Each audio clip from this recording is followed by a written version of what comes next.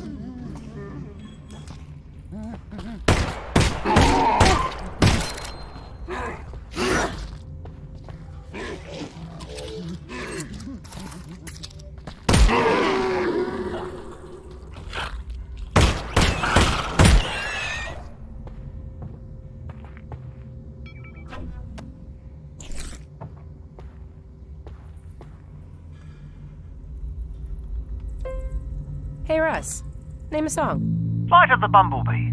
Coming right up.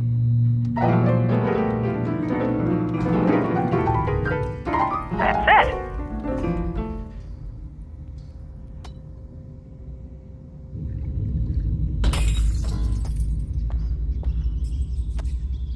We knew from previous VR projects that players would expect a high level of fidelity from their interactions with objects in the world, and during early testing of Half Life Alyx, we received comments that objects were not making the sounds that players expected, given an object's material, size, and assumed weight.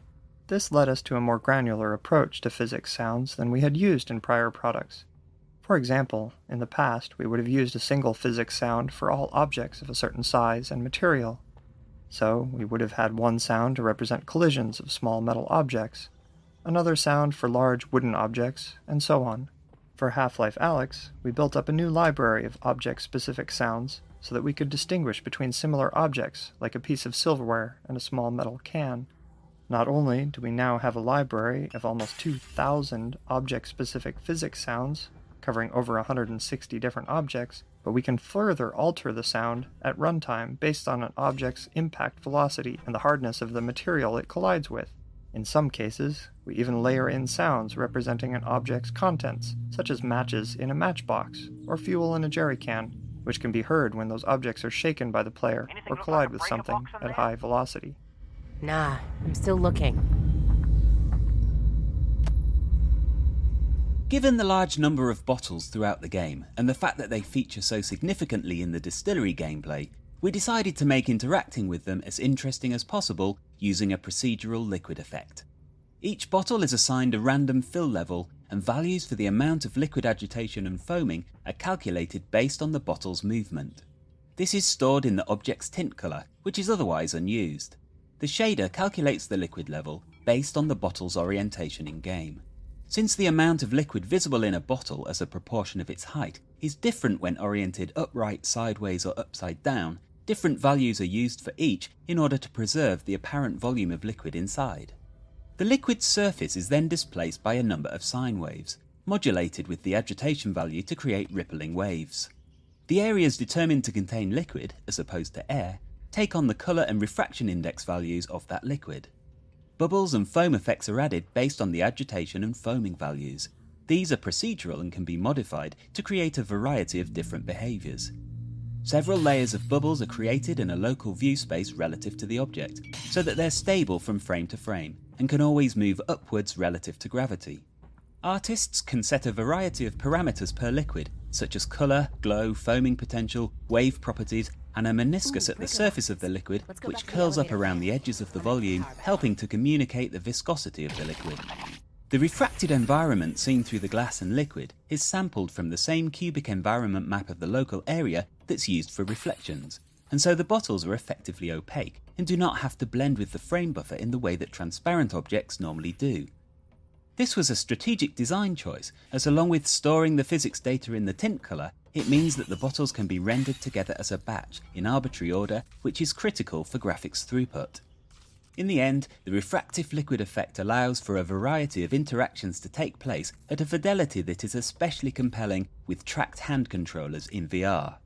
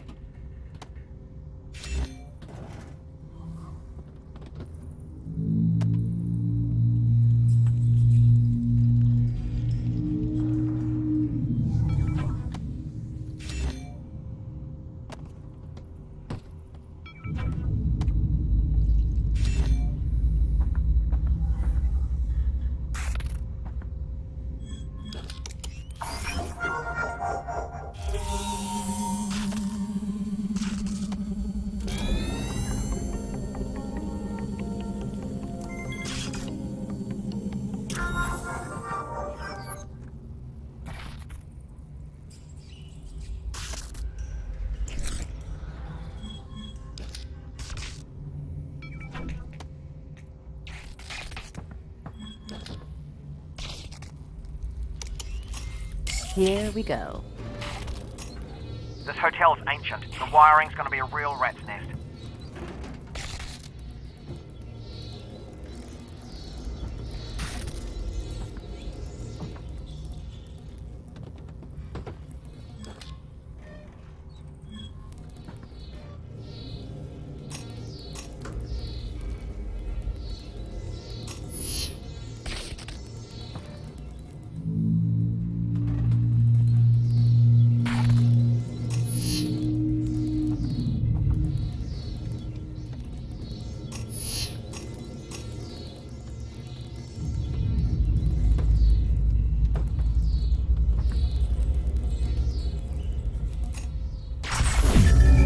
Power's back on.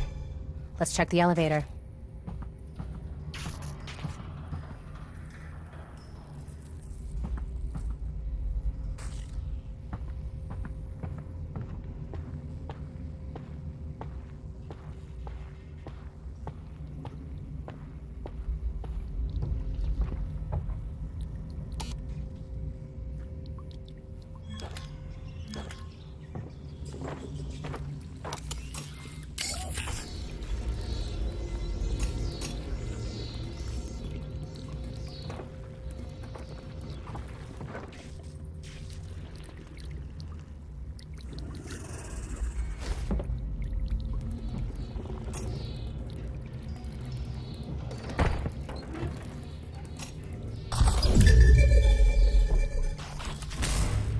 Boom.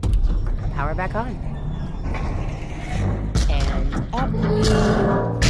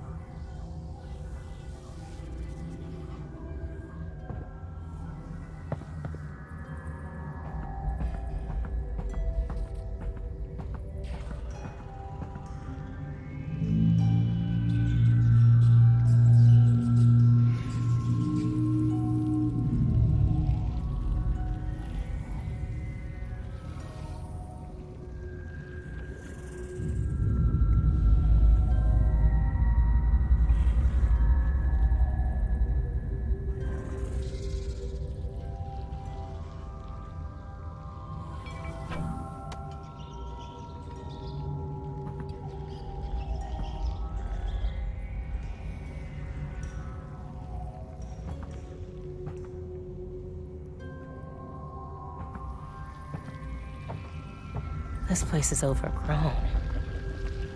How dangerous do we think this stuff really is?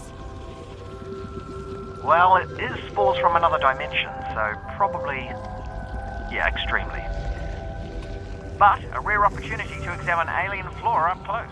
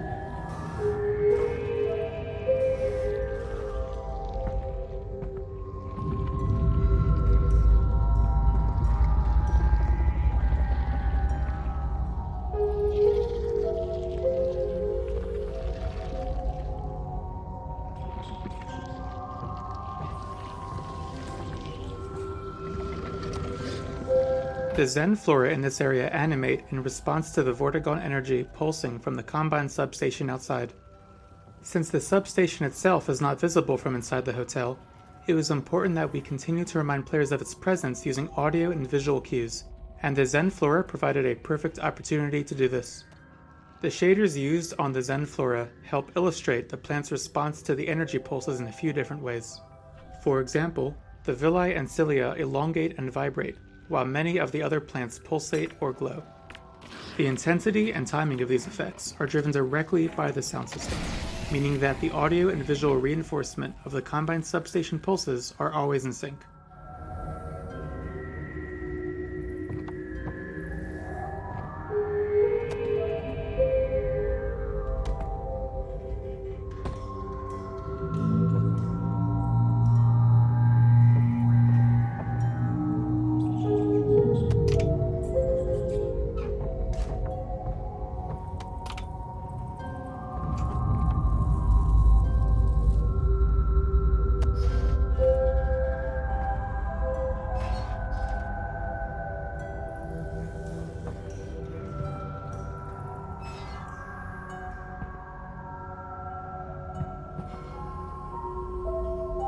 Alex, what does it feel like? Kinda slimy? A little tinkly.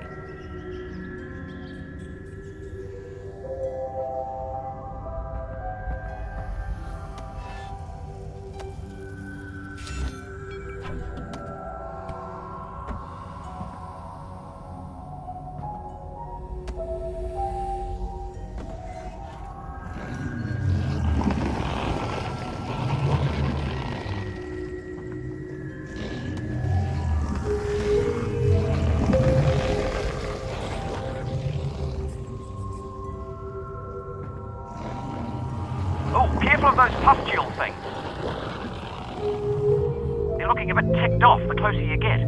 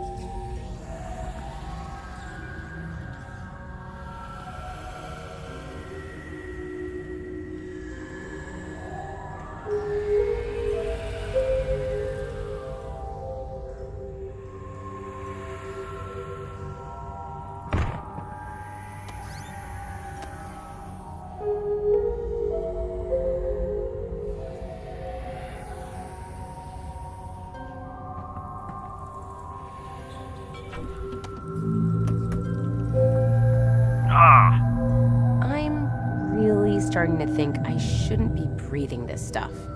Agreed. Just keep moving. Maybe breathe less.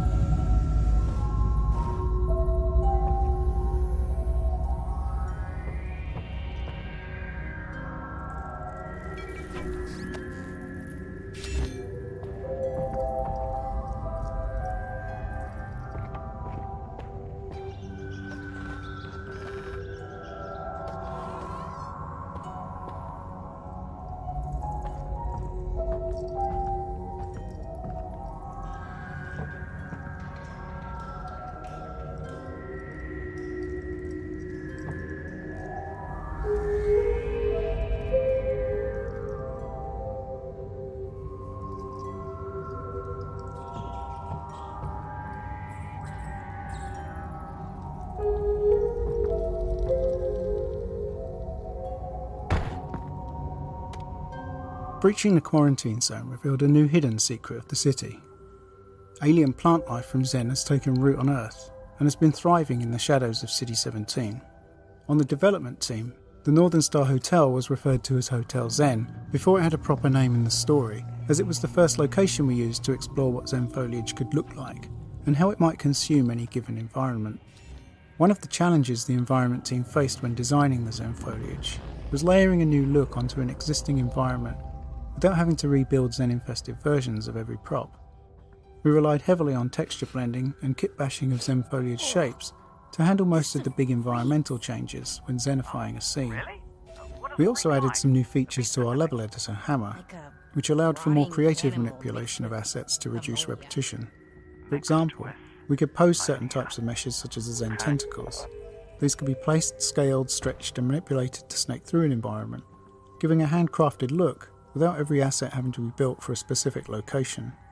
These elements were editable in Hammer so they could be adjusted at any time, but were baked into static meshes when the map was compiled to improve their runtime performance.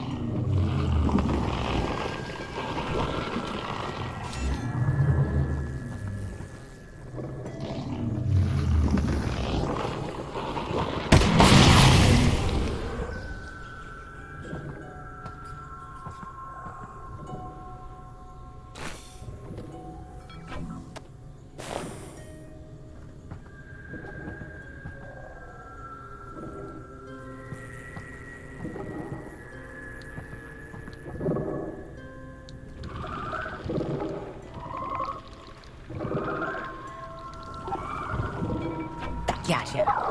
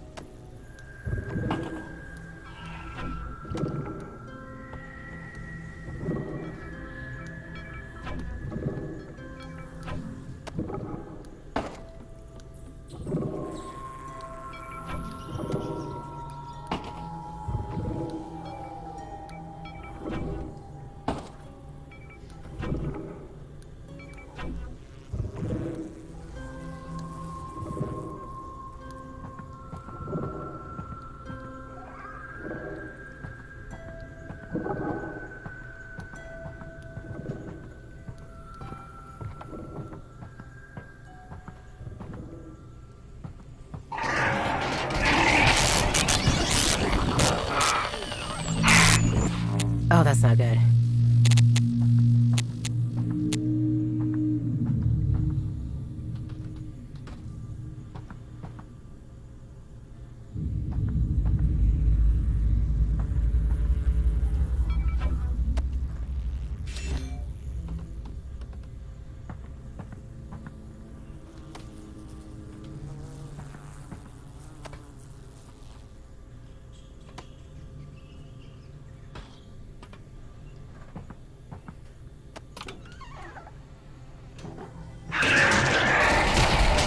See that? Russell? Russell! Alex! Come in!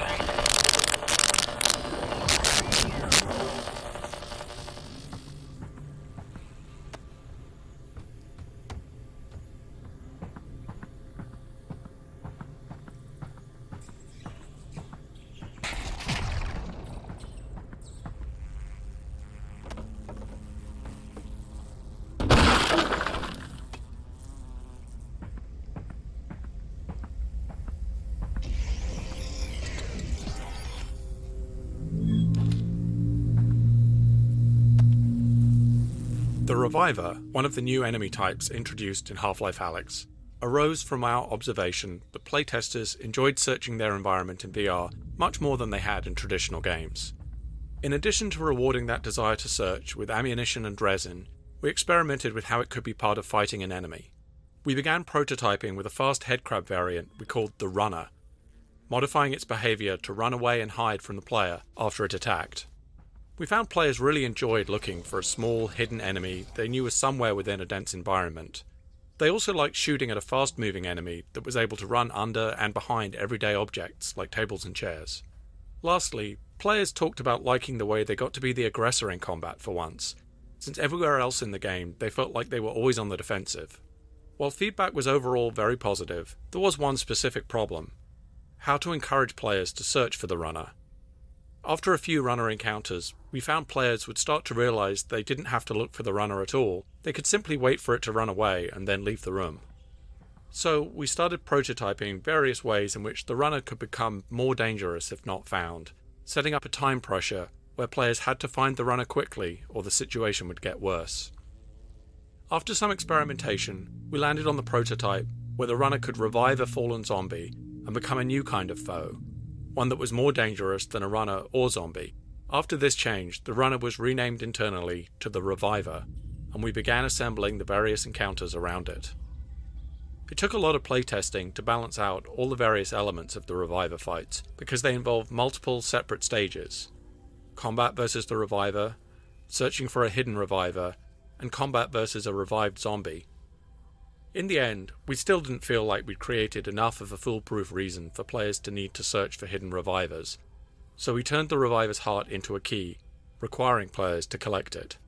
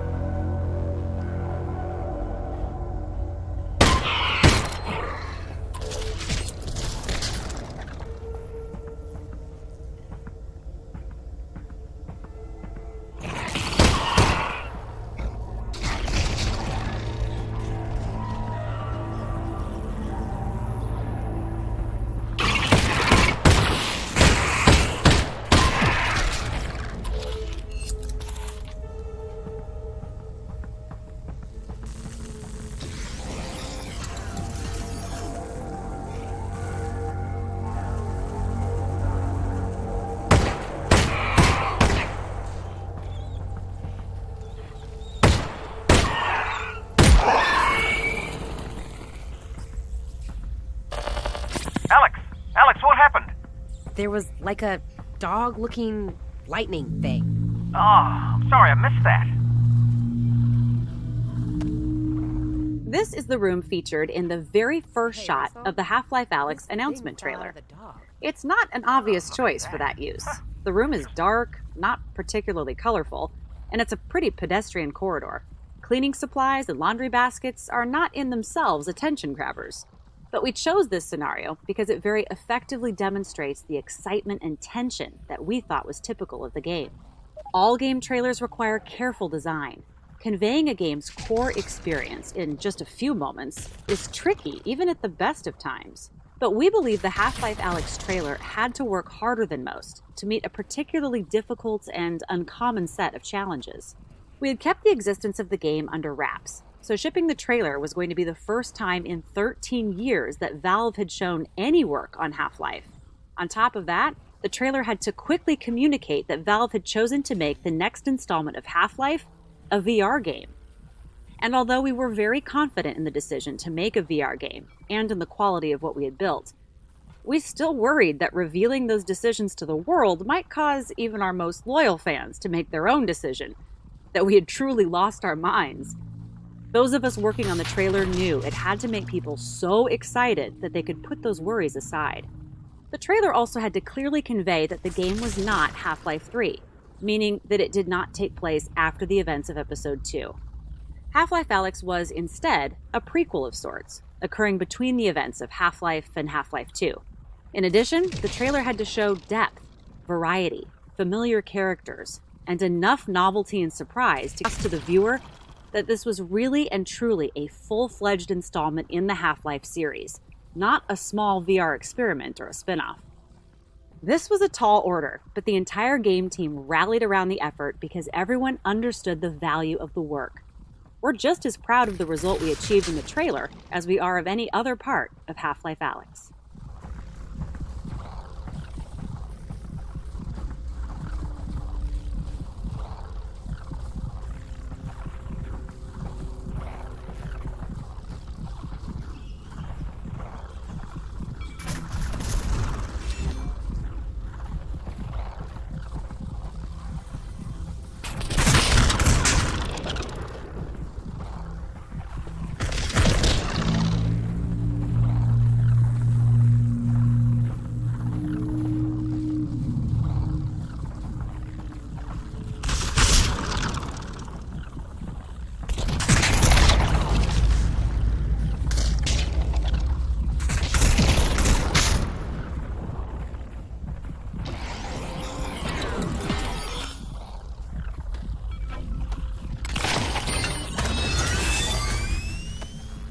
An enemy's animation can elicit a powerful emotional response from players, especially in VR. While developing the Reviver, we learned that sometimes a character performance can have unintended consequences. In our initial Reviver prototypes, we simply used a blue-tinted headcrab model with rudimentary electrical effects. The prototype was successful enough in playtesting that we decided to invest in a new, purpose-built model for the Reviver, with electrical skin and improved effects. Players identified the new Reviver successfully in the game, but we ran into a new problem. Players didn't want to fight it anymore. While the blue headcrab was easily identified as something dangerous, the new model was something that players had to evaluate from scratch, and they didn't necessarily see it as threatening. In fact, the animations authored for the new Reviver model were interpreted by many players as friendly or even cute. Players would often approach the creature to try to pet it, or worse, refuse to kill it to retrieve the required puzzle piece, blocking their progression in the game. If they did then realize that they were going to have to kill the cute creature to proceed, they felt horrible having to go through with it. To fix this, we reauthored most of the Reviver's animations, making it significantly more unsettling and menacing. We also made the Reviver more aggressive by adding a jump attack if the player got too close. With these changes to animation and behavior, players once again were fighting the Reviver as intended, and they no longer wanted to take it home as a pet.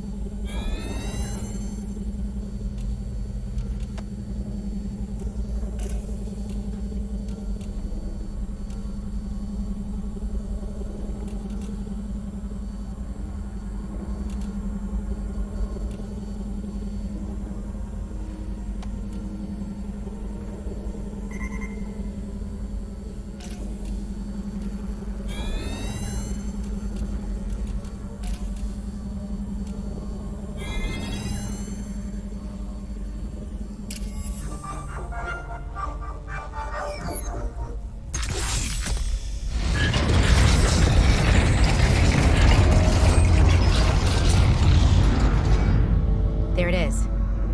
That elevator will take me up to the substation.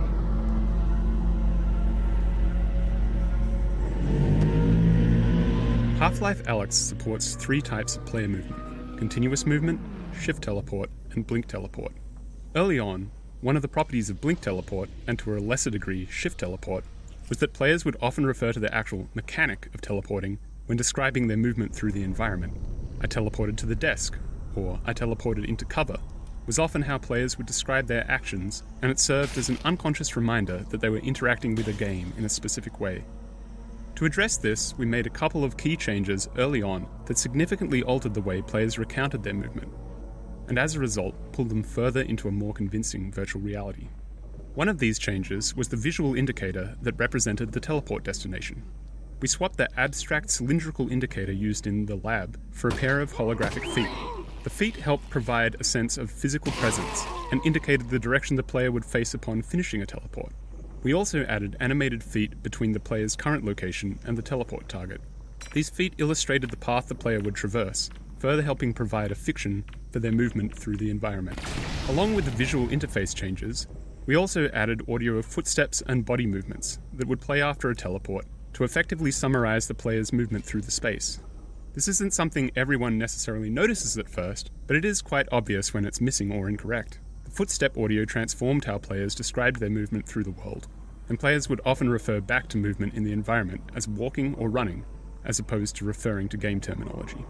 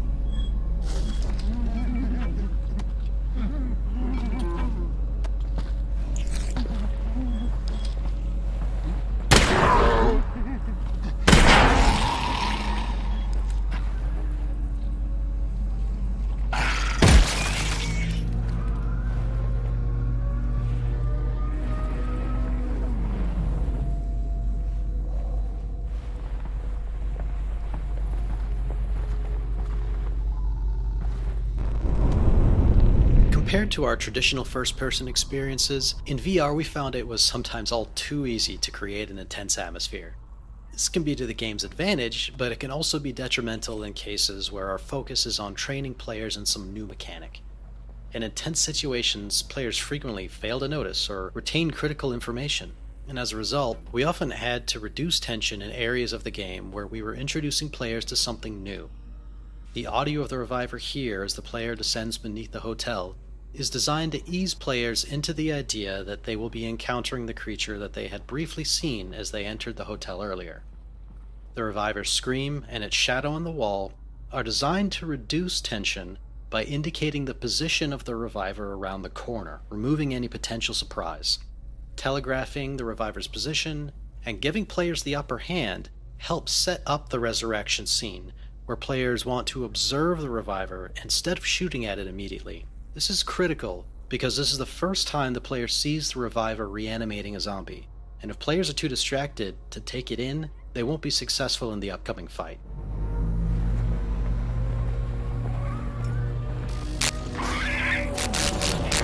Ah, crap! Lightning dog. Be careful, Alex.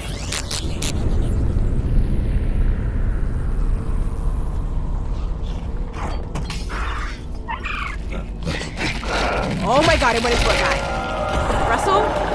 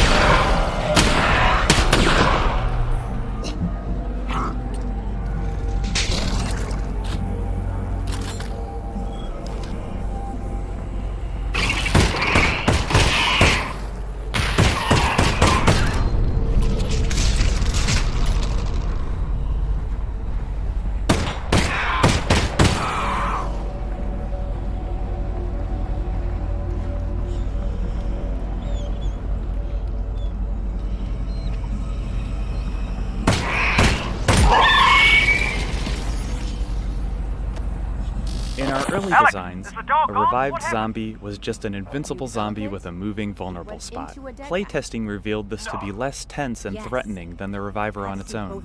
And since we wanted the revived zombie to be a higher stakes adversary, we needed to enhance its offensive capabilities.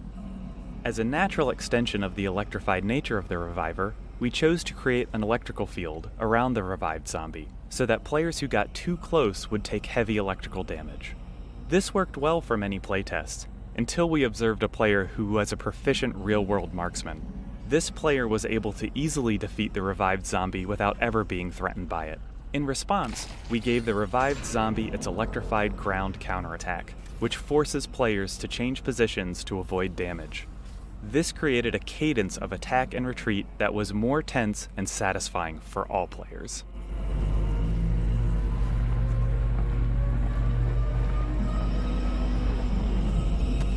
One of the challenges with the Reviver's resurrection mechanic was training players that the Reviver was the target, and the zombie was effectively just an inert vehicle that could not be damaged. This was a significant departure from what we had been training players to expect. Up until this point in the game, players would see a zombie, shoot at it, and as long as they hit it enough times, it would die. The Reviver breaks that expectation, and in early tests, players thought the game was broken when the zombie wouldn't die or even react to being shot. We had to make a number of changes to revive zombies to train players that this behavior was intentional. First, we designed the revived zombie's introduction animation to use particle effects and audio to draw attention to the changes that result in this new type of combat. Second, we substituted in dull particle and impact sounds to make shooting the zombie feel less impactful than it did in previous encounters with ordinary non-revived zombies. And finally, we modified the revived zombie so that it doesn't play any flinch animation or respond to bullet impacts, further communicating to players that its behavior is different. We also used the reviver itself to illustrate the new combat experience. Electrical effects were added to indicate the reviver's movement inside the zombie, with a bright pop and glow as it emerged at a new location on the zombie's body. With these new visuals and satisfying impact sounds and screeches from the reviver when hit, playtesters were no longer confused and consistently enjoyed the new combat mechanic. Since a VR game must always be rendered from a virtual camera that matches the player's own point of view, we have limited opportunities to control what the player sees. Elevators are one of the few tools we have in VR to direct the player's view. A rising elevator like this one can be used similar to a crane shot that you might see in film, going from one elevation to another, revealing a beautiful vista or dramatic story beat. In VR, elevator rides can be challenging to make comfortable, as the motion of the virtual elevator is inconsistent with the player's own vestibular system. We found that we can make the elevator rides in Half Life Alyx comfortable enough for most players by moving the elevator slowly and limiting how much the player could see out of the elevator. This particular elevator was initially far more open, but we gradually introduced more and more visual obstruction to the design so that the player always had some significant portion of the elevator in their field of view. This meant that we were able to get the dramatic reveal of the hotel exterior and Combine substation we desired, but players were comfortable since they could always see the elevator, which was in their own frame of reference.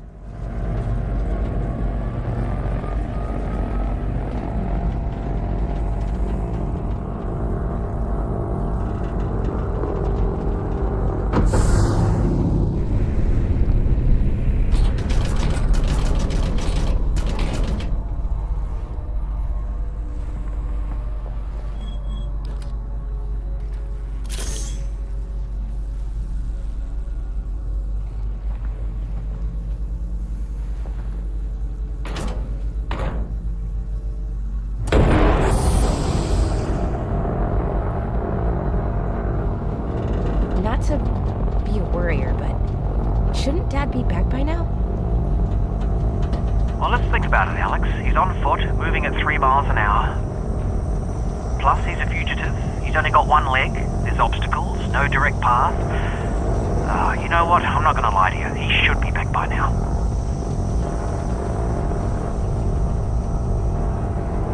Yeah, so I should be worried. Normally, yes, but you're the one headed towards the danger, so I'd say we should be the ones worried about you.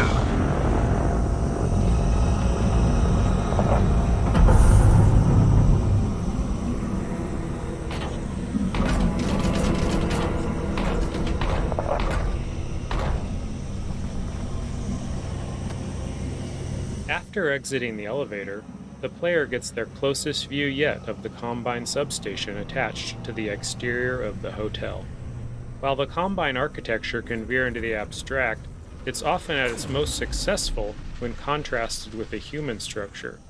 Beyond this, we always try to drive the visual design with an invented function, ideally to support the gameplay or story. In this case, the routing of some unusual power source to the vault from various parts of the city. The player doesn't know it at this point, but this substation is designed to essentially torture the song out of a group of Vortigaunts who are housed in the attached pod farms. The output is collected from the Vortigaunts before being reharmonized by a single conductor Vortigaunt via the cable tuner apparatus seen at the root of the transmission cables that run up to the vault itself.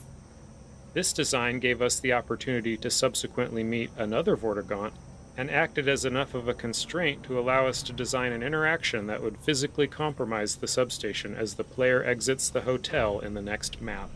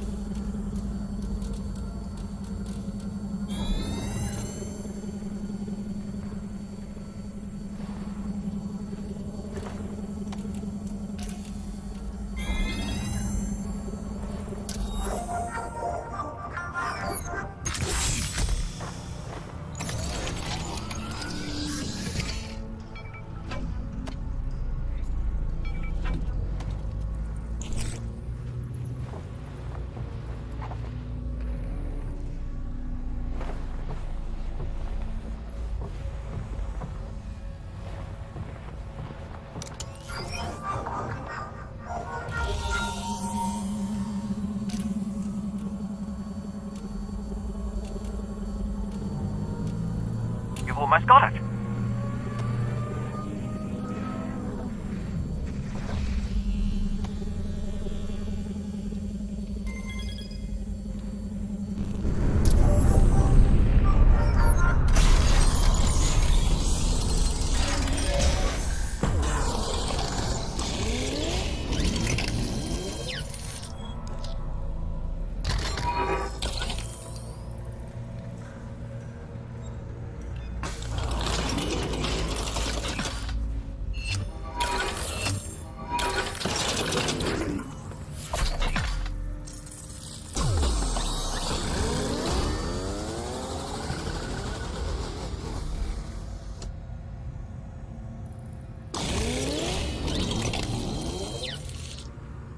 Combine do know how to upgrade a gun, I'll give them that.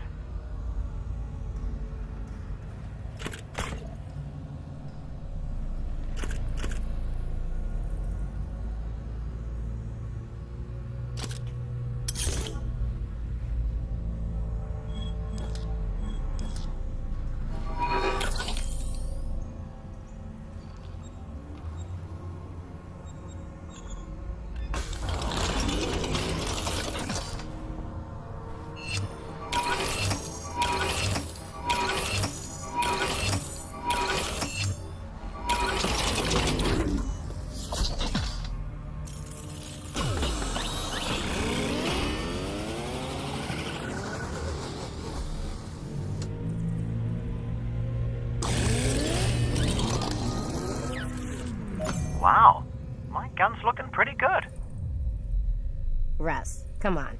At this point, it's kind of our gun.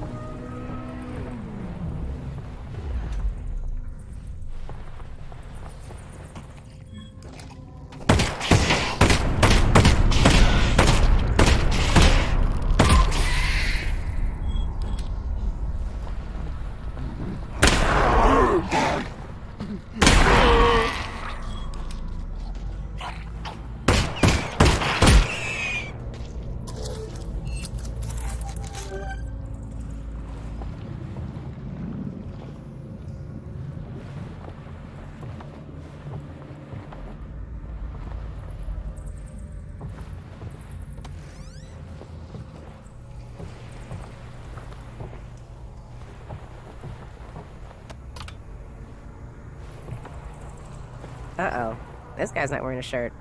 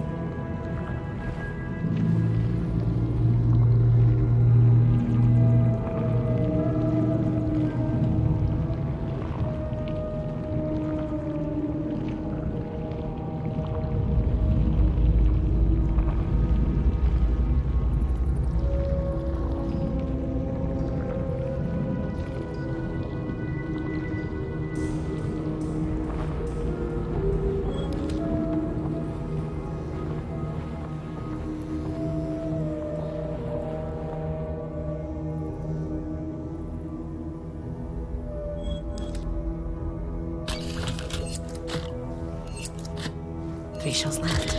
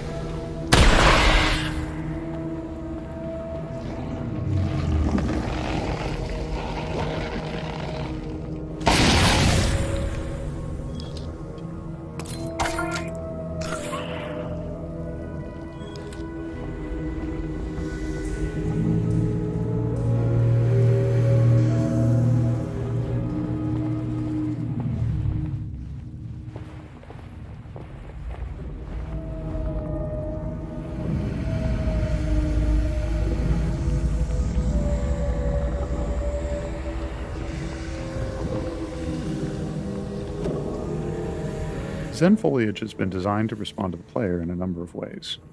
In dark areas, where the flashlight is active, some Zen flora will animate or expand in response to the light. These Zen plants respond to the proximity of the player's hand by glowing and pulsing.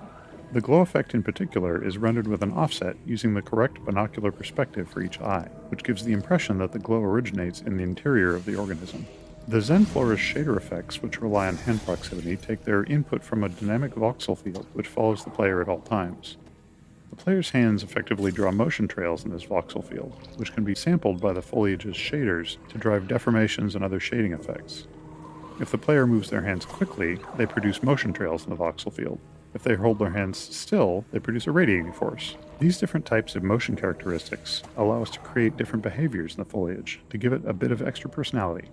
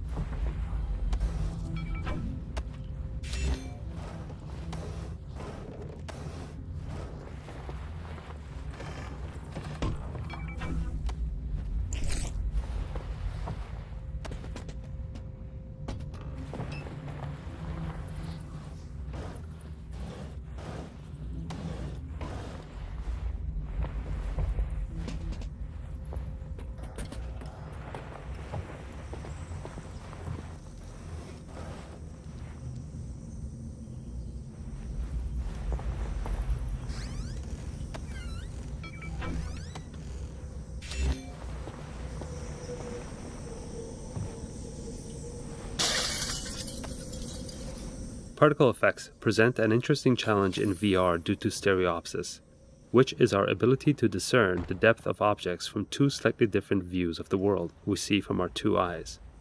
Traditional particle systems, as seen on the left, were typically implemented as a series of flipbook images displayed on relatively large polygons, which orient to face the player. Each series of images would contain effectively a little movie of a more complex phenomenon like a wafting puff of smoke or a flickering flame and so on. For the monoscopic rendering used in non-VR systems, this approach holds up well and is widely used across the industry. Because of the stereo rendering used in VR, however, players can easily see the flat cards resulting in the unconvincing effect seen on the left. To address this, we had to update our particle rendering techniques for VR. The particle system on the right is an updated VR-friendly version of the older effect seen on the left.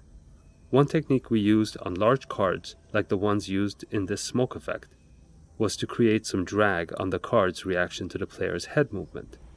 To do this, we created another particle system which lagged the player's position and was used as a player camera for the facing direction of the smoke cards.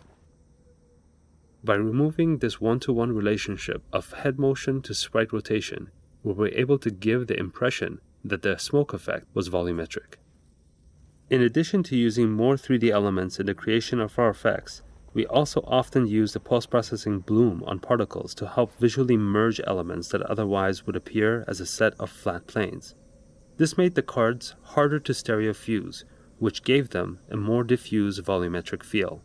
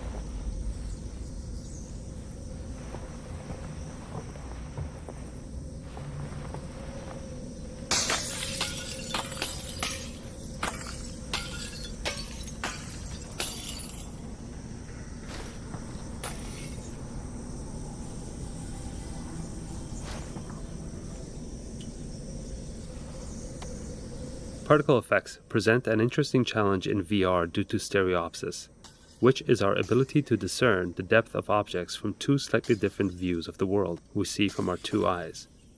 Traditional particle systems, as seen on the left, were typically implemented as a series of flipbook images displayed on relatively large polygons, which orient to face the player. Each series of images would contain effectively a little movie of a more complex phenomenon like a wafting puff of smoke or a flickering flame and so on. For the monoscopic rendering used in non-VR systems, this approach holds up well and is widely used across the industry. Because of the stereo rendering used in VR, however, players can easily see the flat cards resulting in the unconvincing effect seen on the left. To address this, we had to update our particle rendering techniques for VR. The particle system on the right is an updated VR-friendly version of the older effect seen on the left. One technique we used on large cards, like the ones used in this smoke effect, was to create some drag on the card's reaction to the player's head movement. To do this, we created another particle system which lagged the player's position and was used as a player camera for the facing direction of the smoke cards. By removing this one-to-one relationship of head motion to sprite rotation, we were able to give the impression that the smoke effect was volumetric. In addition to using more 3D elements in the creation of our effects, we also often use the post-processing bloom on particles to help visually merge elements that otherwise would appear as a set of flat planes. This made the cards harder to stereofuse, which gave them a more diffuse volumetric feel.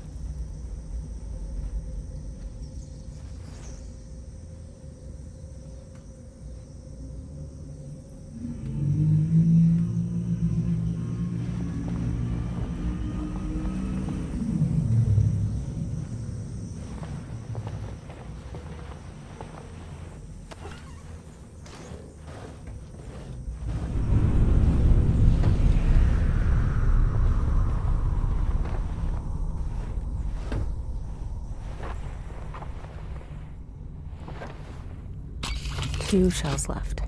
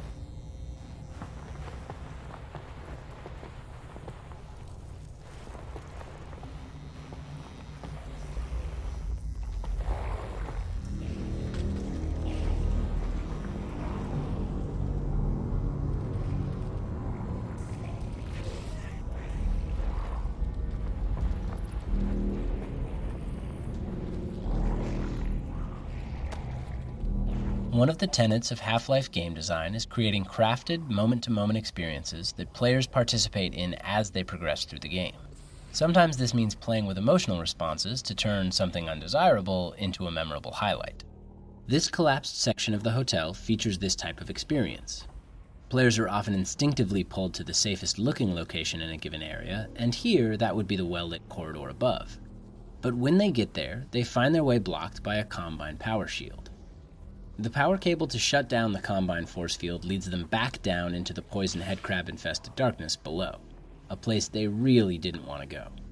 These larger gameplay spaces also need to be resilient to player choice, so even if a player chooses not to head up to the well-lit corridor, they likely will still have the same trepidation about heading down into the darkness below. After the player has braved the darkness and sheltered themselves in the lit room where they're safe from the wandering headcrabs, they're faced with the daunting task of cutting the power to the Combine force field, because this has the side effect of plunging the area into darkness. Not only does that make the situation worse, since the player must make their way out of the pitch blackness with only a flashlight, but the path to the exit is back through all the poison headcrabs. We spent a lot of time tuning this experience through careful playtesting and evaluation, and often, when recounting their travels through the hotel in post-playtest discussions, players would recall this moment of being plunged into darkness as a high point, managing to combine a feeling of amusement with the overall sense of dread.